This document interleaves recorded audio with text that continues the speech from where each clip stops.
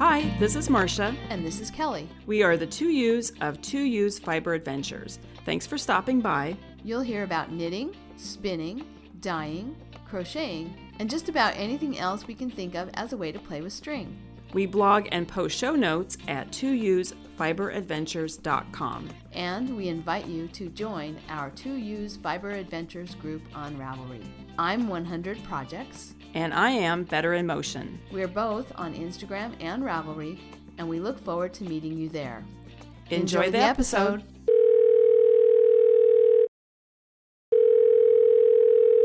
Good morning, Marsha. Good morning, Kelly.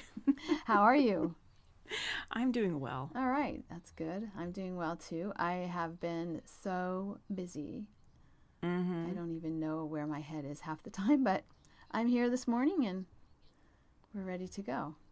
That sounds like what's going on with me. Oh, yeah? Well, as you know, I don't know if I've talked about this in the podcast or not, but Kelly, you know this. I've moved out of my house in one neighborhood and I moved into another house, into my mother's house. And so I'm trying to get rid of her things, but bring my things in. So it's not like I'm moving from my house into an empty house. Right. So I've been texting you pictures like, do you want these straight knitting needles? And you're like, no, thanks. Yeah. And so we, Ben and I have set a goal is to get the Ballard house cleared out by December 16th. Oh, that's good. And then get the stuff out, and then we have to paint it and get it ready to rent. But there's so much stuff in this house because my parents bought this house in 1962. Right. So there's a lot of stuff, but we're now making those hard decisions. Some are not so hard. My mother had 4 watering cans, for watering the plants inside the house. Oh, yeah. I don't need 4. Right. So, some of those decisions are not hard, but I'll tell you what's really hard is all the family photographs of, I don't know what to do with them, of like my grandmother's photo albums of her friends from high school. From 18, she was born in 1887. Yeah. Like, what do I do with those pictures, Yeah, no, I know. I don't have pictures that are that old, but one of the things that I do have is a basket where I have been stashing photographs since the 90s, late 80s, early 90s when my nieces were little. And, in those days you got double prints. And so my sister would just have everything just double printed and send me a whole roll. And not all of them were good. And I just stashed them in a basket. And at one point I went through the basket and made a collage in a big giant frame. I made one for me and I made one for her. And then I would just have it sitting in the living room, and it was fun to kind of go through those pictures. Well, eventually it ended up in the back of a closet. And, of course, you know what's happening at my house with all the moving and rearranging and all of that. So it's like, where do I put – I've taken it out. I took it out, so it wasn't in the back of a closet anymore. But then what do I do with it? I don't really have time to go through them all. I don't really want to get rid of them. It's really fun, like on somebody's birthday. I just grab a handful of pictures and pick through them, and usually I can find a picture of that person in the first handful. And then I have something to post on Instagram. Or like I sent you those 2 pictures of Ben. Yes, dyeing fiber. Yeah. I think that was the trip that we made the slippers, I think. It might have been. It was Easter. Yeah, so I think we were using the Easter egg dyes to dye the wool. I like having this basket of pictures, but really and truly they're nothing special. And many of them can't even tell what it is because my sister started to take the picture and her thumb's over the thing, or I did that, or somebody's head is chopped off. They're the reject pictures in some sense.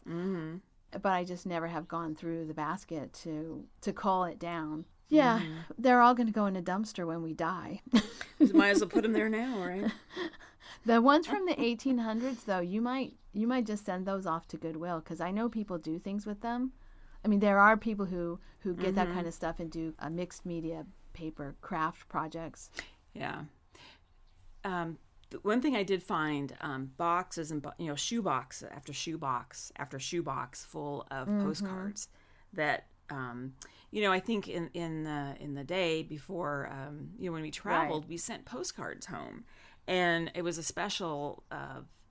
really a special event for my grandmother and my great aunt and everybody to get these postcards. So they saved everything, and I boxed them all up and gave them to the Goodwill because they had really interesting. Some of them are not actually photographs; they're actually drawings. Like it's a watercolor drawing of some place, right? And I thought somebody's going to want those for some mixed media, So anyway, in 100 years, those pictures in my basket might be interesting to someone.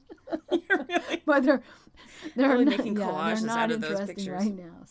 So anyway, I know some of what you're going through, but it's not another person's junk. It's my junk that I'm trying to figure out what to get rid of and how I can store the things that I do have. So, because I'm trying really hard to make it so the closets aren't packed full. I really want to open a closet and see some space on the floor of the closet, Yeah. I've never read the Marie Kondo book that everybody's talking about. I've never read that, but I have had this feeling that both in my house in Ballard and this house now where I'm living, there's so much stuff that you really can't live because you're inundated with stuff. And so it's been really good. I was bagging up clothes to bring over here, and I thought, why am I bagging these up? I haven't worn them in 5 years. So they went to the Goodwill. Why? Yeah. So I've been for me, Kelly, and I'm so sentimental about all this stuff, like all of Ben's children's books. I kept the ones that we used to read all the time and that I could not part with. All the rest of them, they went, some child should read those. And the other thing that's been sort of encouraging to me, we will get to knitting, but Ben has been posting on some website. I don't know what it is. Doesn't even matter, but it's just free stuff. You can and your neighbors can come by and get free stuff. People have been so happy. Like the piano, like this one piano bench that I didn't want. And this woman, she's like, oh, she was so happy to get it because they had a piano, but no piano bench. Somebody came and got some little Japanese ceramic dishes that Paul had, or I think they were Chinese that he'd got in China that he didn't want. Nobody wanted them, and this woman was thrilled to get them. There are people out there. So it's making everybody so happy, And they should be in a place where they're wanted. But I'll tell you one thing that is kind of funny about because as you know, Ben went through a period of time where he was really into remote control cars and planes. And he has all these parts. And so he posted that he was selling it, all these things. And so this man came by and had a box. And Ben had a box of all these parts. And the man was just picking through the box. And Ben told him how much he wanted for it. And he said he offered him half of that. And Ben said, okay, I'll take half of it, but you have to take the whole box. So he took all the good stuff and put it back in the box with the junk and made the guy take it. I think that is so funny. Anyway, so enough of that. Let's get to knitting. Okay. Go ahead and talk about your projects. So I finished, I think the last time I was working on making another 1898 hat by Christine Burns. And I finished that. That's a pretty quick knit because it's worsted weight yarn and it's a hat, so it goes pretty quickly. But I've not posted a picture yet, but I will post a picture on a Ravelry. But it's the yarn was the Leading Men box office worsted in the colorway Wild Goose Chase, and I've mentioned this before, but the pattern, the pattern is available for free on the Seamen's Church Institute Christmas at Sea website, and there's a link in the show notes. And there's a lot of free patterns on there for different hats and scarves. Oh, I'll have to look. You've mentioned it a couple of times, and I thought, okay, I do like making charity hats, and that would be a good place to go get some patterns. Yeah. So that's the only thing I finished. Okay. And then last episode, we talked about how I had started a scarf called Shared Rib by Anne Hanson. And I'm using Old Maiden Aunt fingering that I bought at the Edinburgh Yarn Festival 2 years ago. And the colorway is crimson lips, and it does look like a lipstick red kind of. Nice. And originally I found the pattern because I wanted to make a cowl, and then I talked myself out of the cowl and started at the scarf. And last episode I talked about how I decided I didn't want the scarf, so I ripped it out and I've restarted the pattern as a cowl. And I'm enjoying knitting on it more than I did in the scarf. I don't know. Somehow you're just going around and around. Mm-hmm. I think it's, and I think I'm going to, I don't have a cowl. I don't own any cowls. And I think it will be nice to just be able to put this on and not have to fuss with getting your scarf wrapped the right way, you know. I like my cowls. So I've started that, and then remember the last episode I talked about Daphne's Skull by the designer Ellen Sibelius of Woolly Wonders. So I started it, and Kelly, we have to talk a little bit about our conversation last night. Oh my gosh, yeah. I'm just going to say that about the pattern, I believe there's only 2 projects that are on that people have made.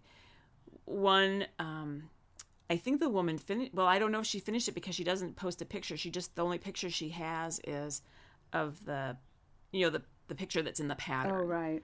So I don't know if she finished it. And there's someone else has shows the yarn that they're going to start it, but I don't know. Neither one I don't think are finished. So I couldn't go there to, right.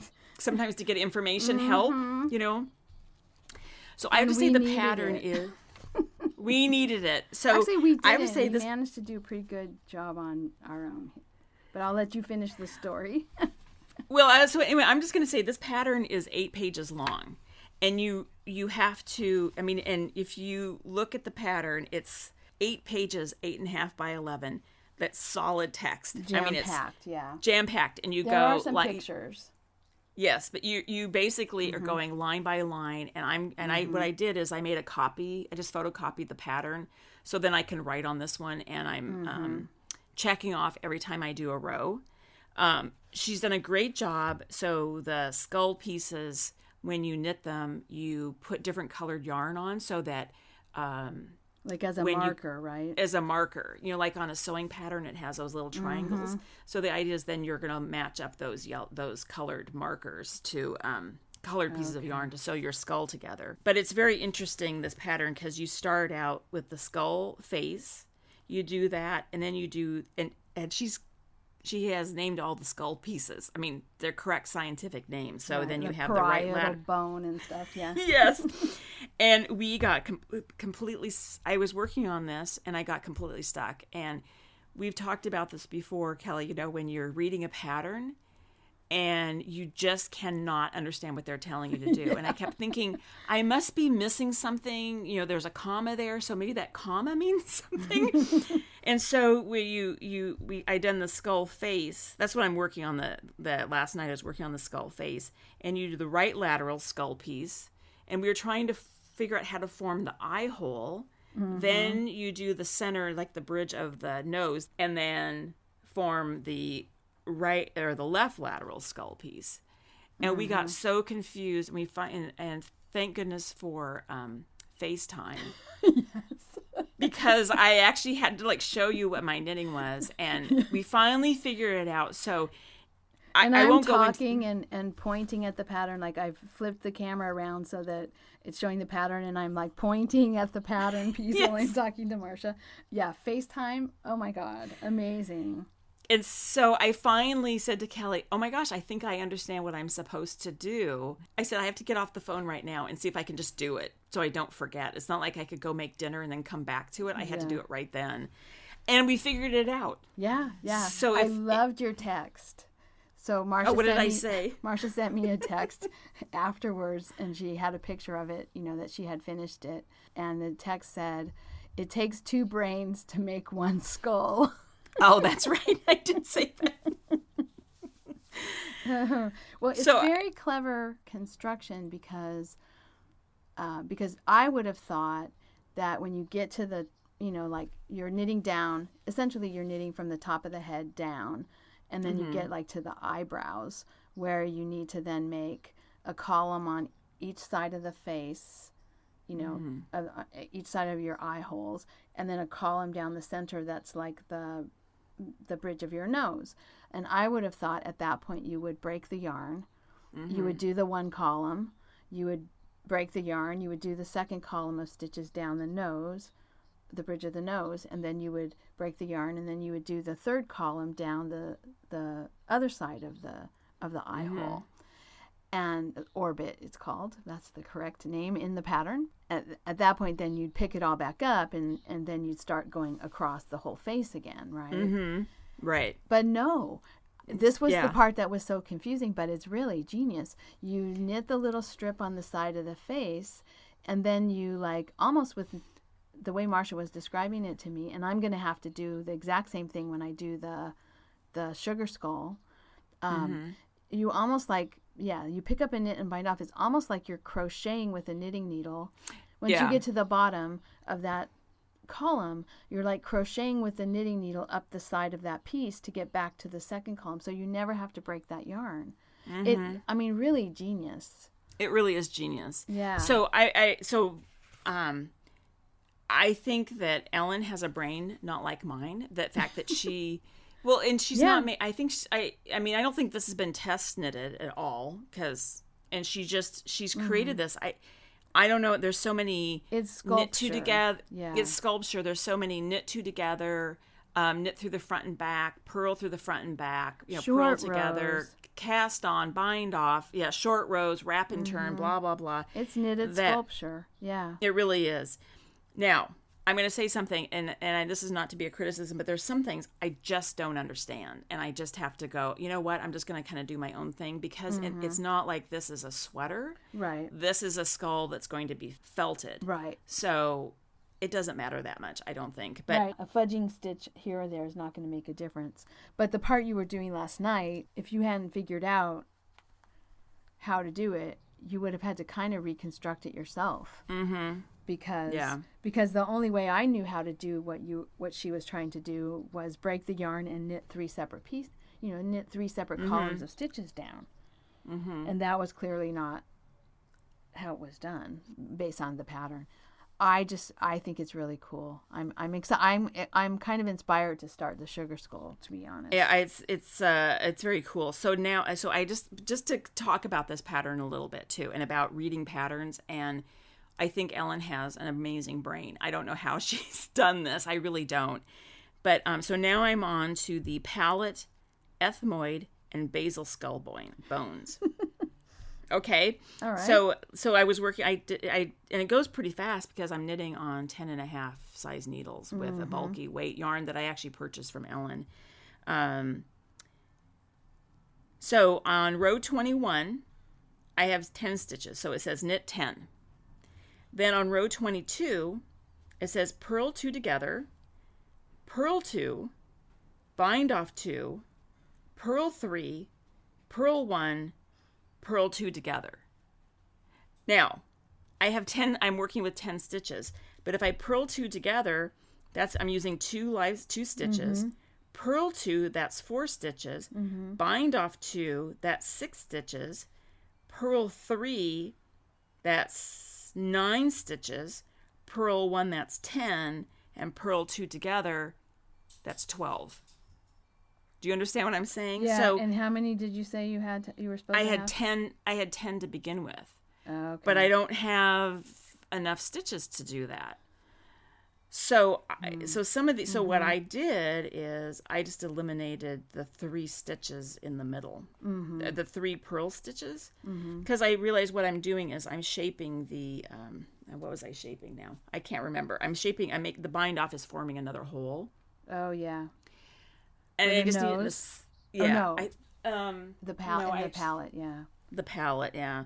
So what I'm saying is, I think the pattern is amazing and that she was able to create this. That said, I don't think it's been test knitted. Now, maybe I'm just not understanding it too. I'm going to put that out there. Completely me not understanding it. But I think you have to read this and just make some adjustments, because I think some of the numbers are off too. Yeah. There was another place too at the very beginning where when I was doing the face on row 10, when you finish the row, you're supposed to have 19 stitches, but you've bound off 3. So let me just say, the row before that, you had 19 stitches. On row 9, row 10, you bind off 3 stitches, and you're supposed to have 19 stitches left. Mm-hmm. But you can't. You have to have 16. So Right. I've gone through, Kelly, and I've made notes about what I've done, correcting the counts. So if you go and decide to make Daphne's skull, I'll just send you this. So you that can would be see great. Yeah. the changes I've made. Okay. And again, as I say, I don't know if this is just me not understanding the pattern or if it really is just the counts are off, because I really don't know how she did this. There's so many, as I say, knit two together increases and bind offs, that how she can keep it straight and keep the numbers straight. So it's really kind of an amazing pattern. Yeah, and not for a beginner for sure. No, not even for me. I'm struggling a little bit, Yeah. have I'm excited to try it. And it's not mindless knitting. It's never knitting that I would take to a retreat. Right. I would never take it on the bus. Knit night. No, A it's meeting. like, no, you just have to sit in your house without the TV on and just do this. Well, but kind of like the rabbit. Yeah. Only the rabbit, I think, is probably an easier knit. The rabbit you made? Yeah. I don't know. I'm just guessing. I don't know either. I don't know. But I think Maybe the about thing the is same. They're both knitted sculpture, really. Yeah. But as I'm telling myself, I don't think it matters a whole lot, because it's like it's a sweater that has to fit me. It's going to be felted. So I've never felted before, but my understanding is I'm thinking a lot of the imperfections will sort of fade away, probably. And some of the in the pattern I was reading through, and I noticed that there are some places where there's like a messy, whatever is done is creates like a messy edge. And so you go back at the end and you clean up the messy edge before you felt it. I haven't gotten that far because it was so much to read. I didn't read the whole pattern through. I just happened to see it yesterday when we were talking, so. But I think some of the imperfections will give the skull some character. Yeah, I thought they were great. She had more than one that she made sitting out, and they were all different. They had different personalities. Yeah. And so I'm excited to see how yours is going to turn out. So I do need, though, I have to go. I don't have any some feltable yarn.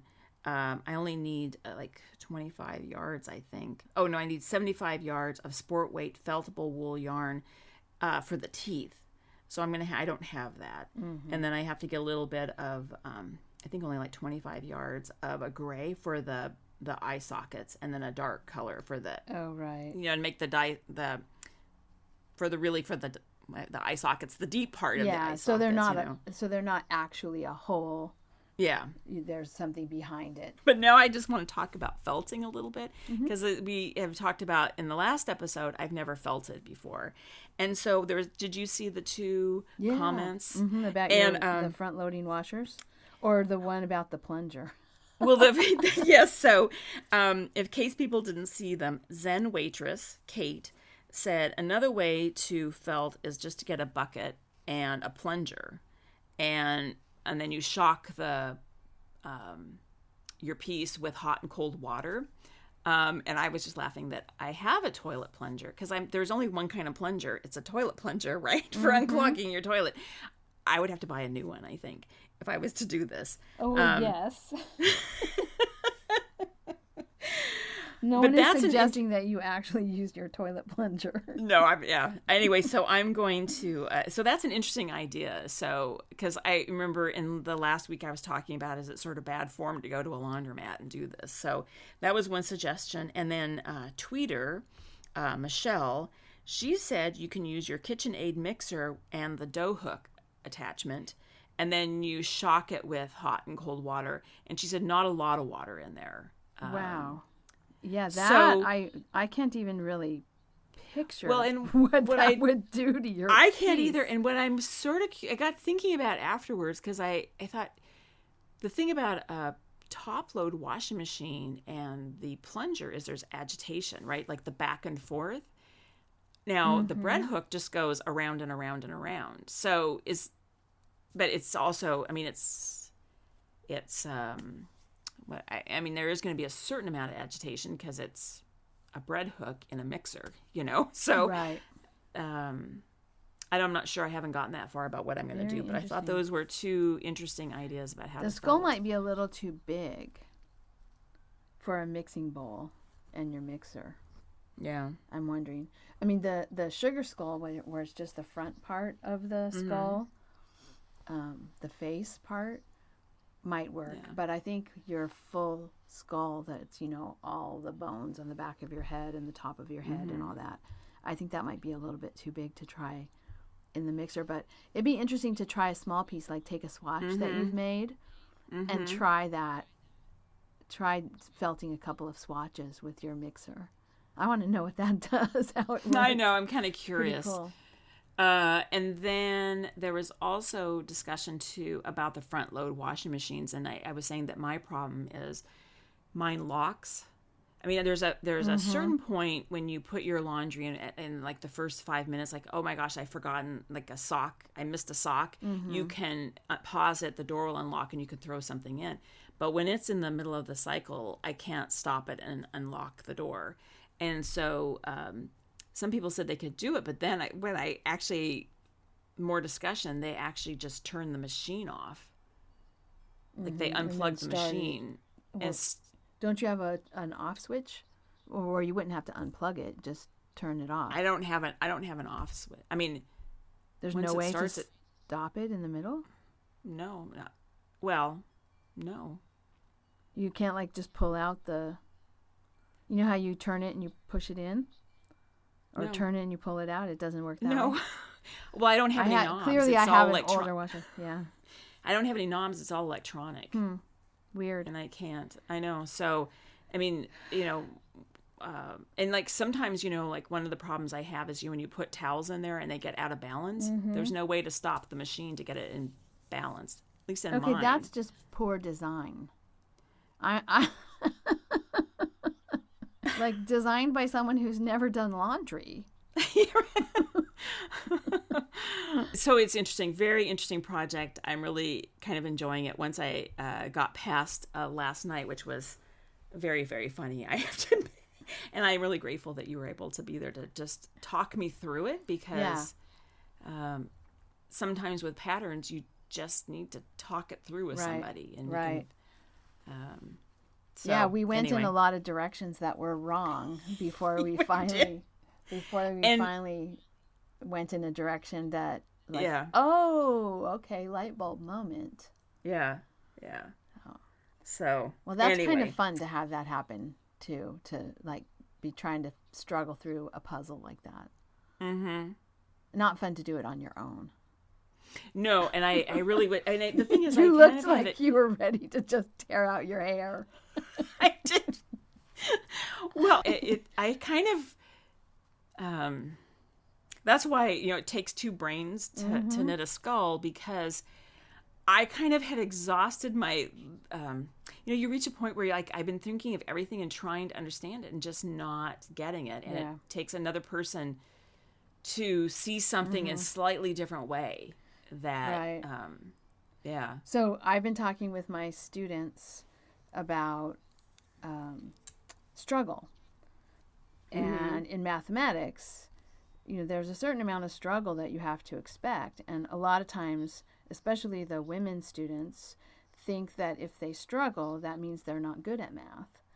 And because of the curriculum changes that I've talked about in previous episodes, we have a lot more novice students in our classes, in our transfer level classes this year. And so trying to make sure that these novice students know that struggle is normal. And then there's a whole topic in mathematics called productive struggle. It might be in other fields too, but in mathematics called productive struggle. And so I've been talking to students about the difference between productive and non-productive struggle. And there is a point where there's no sense beating your head against the wall anymore, because nothing good is going to come of it, right? Right. But there is but like once you called me, then we were again engaged in that productive struggle where we could bounce ideas back and forth off of each other. And so it's an interesting experience. We've also been talking about the benefit of study groups, and and they might see kind of the benefit, more of the benefit of a study group too. But I mean, again, it's that idea of productive struggle. You get to a point where it's not productive anymore to keep trying to figure it out because you're not going to make any progress. But you have to kind of get, like, if you hadn't gotten to that point before you called me, you wouldn't have been able to say to me, no, that won't work. No, that won't work. No, that's not, so anyway, it was fun. And I'm interested to do the sugar skull because the sugar skull is almost, I looked at the pattern this morning, it's almost identical to the skull pattern, but it's just the front part of the face. Yeah. So I will know what to do when I come to those parts. I'm going to say another thing about this pattern and how it relates to the brain is this is an Alzheimer's pattern, an Alzheimer's prevention pattern. You know how we've talked about ways to prevent dementia and Alzheimer's, and is keep your not brain to do involved. like this, not like we've talked about, like not doing the crossword, like doing the crossword puzzle every day is good, but it's also learning new things. So, I knit all the time, but doing a pattern that is making my brain hurt a little bit is probably good. Right. Right. So yeah, it's the anti-Alzheimer's pattern. Oh, the good for your brain skull. Yeah. Yeah. Nice. Anyway. All right. Okay, so that's all I have. What about you? Well, I have only one active project, and that's the Little Fish Stitches yarn that I bought at Seabrook, the Seabrook Socks. And I'm knitting on them today while we record, but I think this is the first time I've picked them up in a week. I have 2 days where I teach early in the morning at 7:45, and then I also have a night class. And there is time in the middle of that day that I could take a break, but I haven't been. I've been trying to get stuff done, and I got behind, and then I've been trying to get caught up. And so on those days, I'm just wiped out, going from 7:45 in the morning until 8:30 at night. And then on my Tuesdays and Thursdays, where I don't teach, have meetings, and I've been busy then too. So like Tuesday night, I came home and I had great plans of getting things done, but I sat down to eat dinner and turned on the debate, and then I just went to bed. So yeah, I didn't even have the energy to go get my knitting and sit and knit while I watched the debate. So not much knitting has been happening here, but that yarn is really pretty, and I bought it at the String Theory Yarn and Fiber. It's the Seabrook Sunset colorway, so it's nice oranges and purples, gold, and little splashes of dark red orange in it. It's a very pretty color. And I'm just kind of using a stitch pattern. It's just, knit 3, purl 1, and then the purl stitches are traveling sideways. So each time you do your purl, one row that's knit 3, purl 1, and then a row that's just knit. And then the next time you do your knit 3, purl 1, it's shifted over 1. So I've got these purl stitches kind of diagonally swirling around the sock. And it's kind of nice. Because it makes it kind of look, I don't know, like fish scales or something. It gives it it just changes the mix of the variegated yarn just enough. So it's not the Hermione's Everyday Sock pattern, stitch pattern, but it's similar. It's one of those combinations of knit and purls that kind of shift every row. So that's it. Very, very boring. I haven't been very active creatively. I have been busy putting stuff away in the house. I spent the whole weekend getting the spare bedroom back to the way I wanted it, to putting everything in it. The sewing machine is in here now, so I'm excited about being able to sew. And that's about it. I don't know what I do with my time.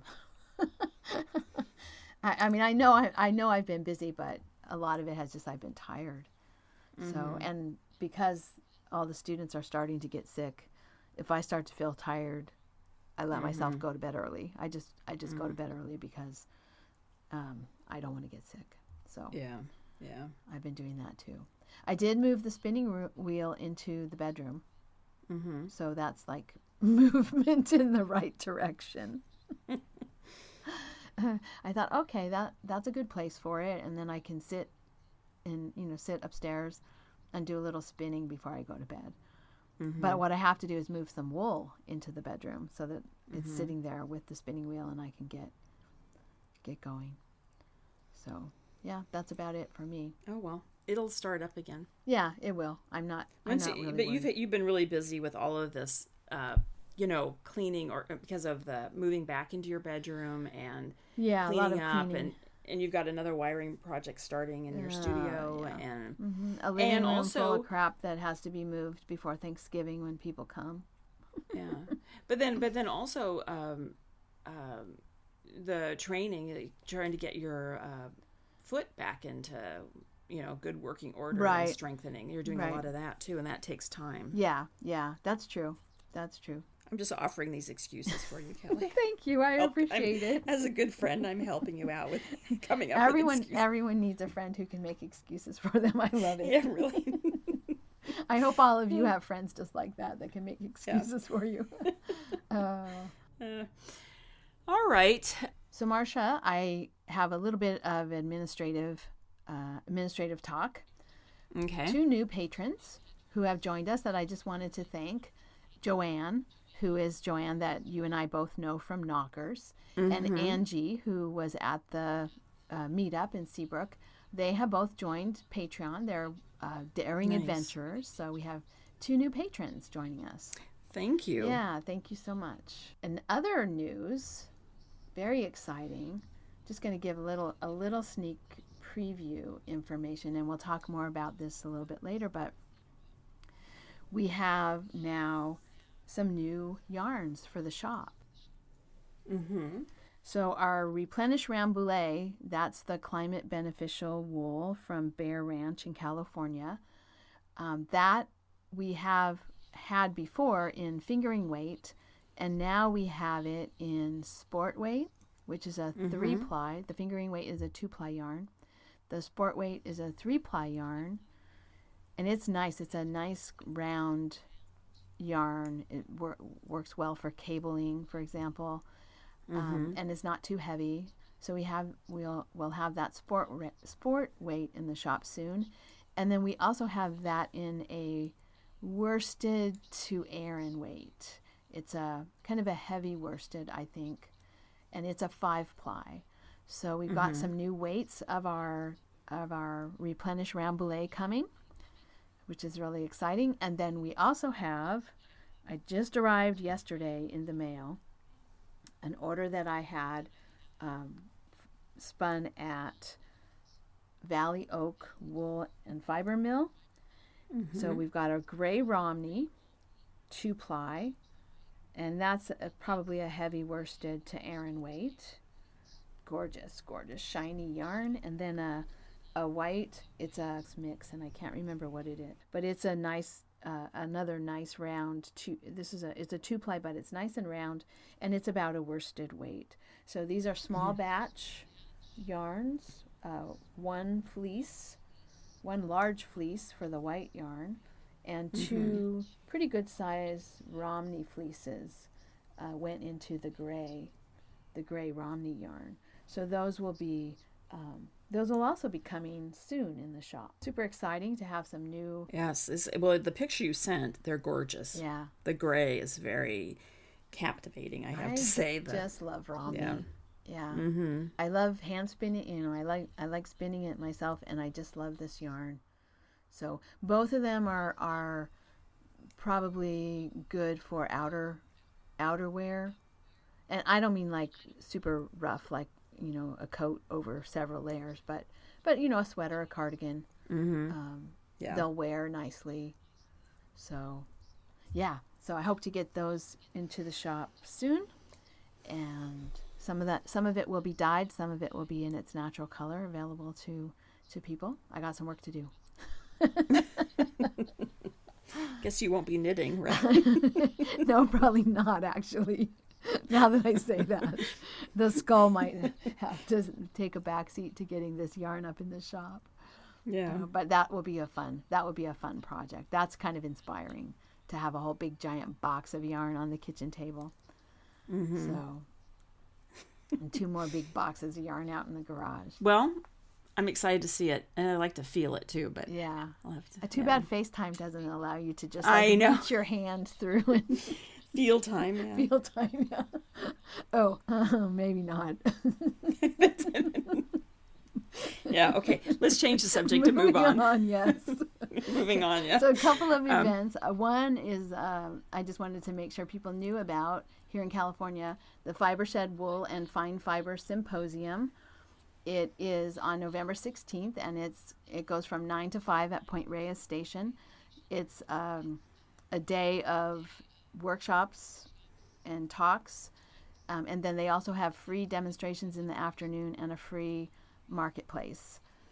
But the talks are very informative, very interesting, all about how wool and fiber can change the climate and other sort of sustainability issues. And Kelly, are you going to be able to go this year? I don't think so.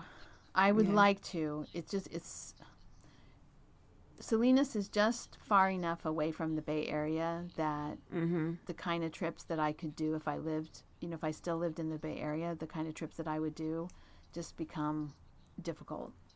Mm-hmm. So, it requires me to stay overnight because I can't get there and back in one day. Yeah, it's just a long trip. So I don't think I'm going to be going. There's too much going on here at home. There's too much on my plate.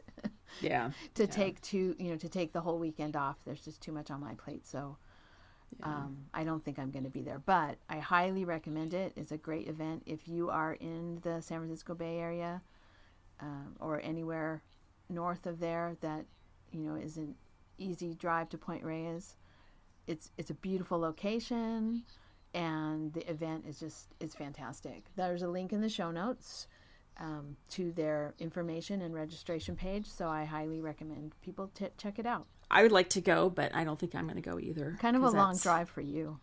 Well, I guess I could fly into San Francisco, right, and rent a car, but yeah.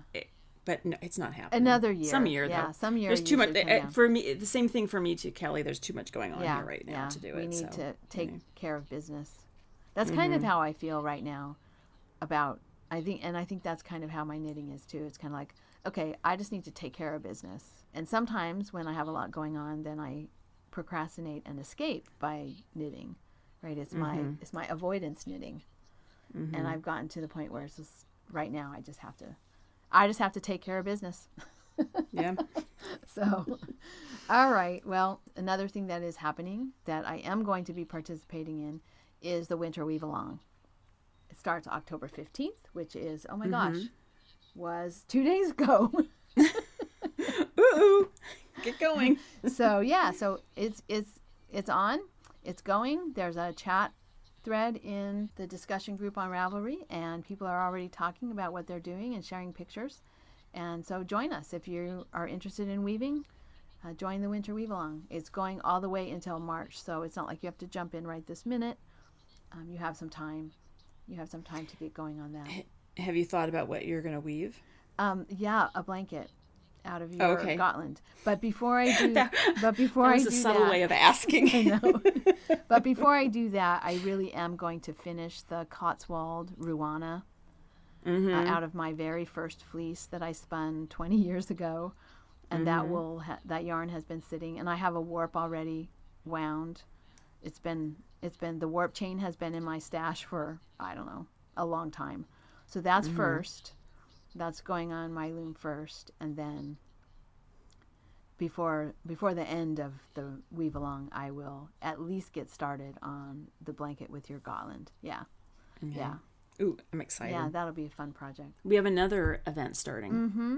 So do you want to talk about this one? Sure. Yeah, Marsha and I talked about this in a couple of episodes ago, where she had some things that she wasn't sure she was wearing. We were talking about whether we wear our sweaters, and when we don't wear them, what do we do with them? Do we just give them away? Do you rip them out and reknit them? And so that started us thinking about, if you have something that doesn't fit you right, or that you maybe haven't finished, or maybe you have something that you just, for whatever reason, you don't wear it, you can either make it so it's wearable and fix it, or you can say, no, this is just not going to work, and nix it. So fix it or nix it. It starts November 1st. And actually, mending, if you have something that needs to be mended, which is also a form of fixing something, right? So you have a shawl with a hole in it, or some, oh my God, moths got to your sweater, or God forbid, something else happened, a big snag in your favorite shawl. That's another thing that you can do is do that mending, or socks that have holes in them. And one of our listeners, Karen, Max and Cats on Ravelry, she said, oh, you can call it, I meant to do that. Which I thought was very cute. Yeah. So mending is also part of this along, or ripping something out and giving away the yarn, or just giving the whole thing away to Goodwill or to somebody else who wants it. I'm laughing, Kelly, because this is a really, really easy contest. Right. Because you can just decide to give it to the Goodwill and not do anything. Right, exactly. And participate by not doing anything. Exactly. Just take a picture of it, put it in the thread, and yes, exactly. Exactly. Well, I have a couple ideas. The two things that come to mind. Well, I've already sort of, because I ripped out this scarf that I started, but I guess that doesn't really count because I never finished it. But we talked last episode about the swirl sweater that I made, and that I've never worn it, and I'm thinking it's all made out of Malabrigo worsted weight, and so I'm thinking no, it's Madeline Tosh. Oh, Madeline Tosh. Yeah, thank you. Yeah. I think I might rip that out. And then the other thing I was thinking of doing is the other discussion we had about stabilizing the button band with ribbon. I might do that. I've been thinking about doing that for a really long time, and so this would be a good. I think this would be a good thing to do. And I'm actually having my hair cut today, and one of our listeners had mentioned that on the sewing machine she does embroidery on the ribbon and adds a little detail to it. And my stylist has one of the machines that you can embroider, so I'm going to go ask her today. Oh, cool! If she'd be willing to do that for me, to add some kind of embellishment to it. Yeah, nice. So, but I think I'm going to do that because I've been meaning to do that for a really long time, and I have several cardigans that I never wear because I don't like the gaposis. So. Right. Well, and that would be a good experiment. Yeah. Because you should make sure you take before and after pictures. I will, yeah. Just get a picture of it, with this gapping that you don't like. And then after you've done the button band, take another picture to show how it changes things. That would be really interesting for people to see. Yeah. So I'll report on that. Okay. So I'll try and get it done in between all my cleaning and purging. It'd be so much easier for me just to give those sweaters away. I know. But that Madeline Tosh yarn is too pretty. Oh, yeah. It's beautiful. That is too pretty of a yarn. Although, you know what?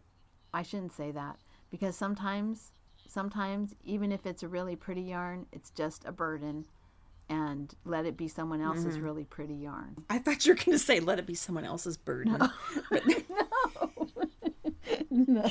Well, let it be someone else's inspiration. Right, exactly. Yeah. It is true that sometimes trips us up that, but it's so pretty. Well, but it was so expensive. Well, but I remember when I bought it. You know what? It's still pretty. It's still valuable, and you still have the memory whether it goes to someone else or not. Well, and what I would say about that swirl is, oh my gosh, I remember just knitting on it because you. Oh yeah. Let's see. How do you? Oh, you cast on the outer edge, right. And like you have this moment where you're like, this is never gonna look like a sweater at all. 16,000 stitches in a circle. Yeah. Yes. Anyway. Yeah. Okay, so I don't think we have any more housekeeping, do we? No. And I don't have anything in mind yet for this fix it or nix it. I'm going to have to think a little bit, but I do have, I think it's part of my lack of inspiration is my sweater drawer in my dresser is totally full. And then I have another drawer that used to have other things in it, and I've started stuffing other sweaters in there as I've made more sweaters. I have had to take another drawer. So I have 2 drawers full of sweaters in my dresser. Mm-hmm. So I think that might be part of my lack of inspiration for the sweaters. Really, do you need another sweater or a shawl for the knitting? Mm-hmm. Do you really need to start another project?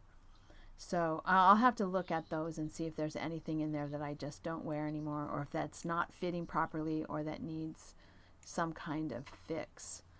I'm pretty sure there is something in there, but nothing's coming to my mind. So I will look at that too. But maybe this one will be the one that you're taking the lead on, because you have some things in mind already to do. Yeah. Yeah. All right. So I think that's all. All right. Well, we will talk in 2 weeks then. Okay. Carry on. Get back to cleaning. Yes, get back to business. Yes, you Get too. back to business. All righty. Bye. Thank you so much for listening. To subscribe to the podcast, visit 2usefiberadventures.com. Join us on our adventures on Ravelry and Instagram. I am Better in Motion, and Kelly is 100 Projects. Until next time, we're the 2 U's doing our part for World Fleece.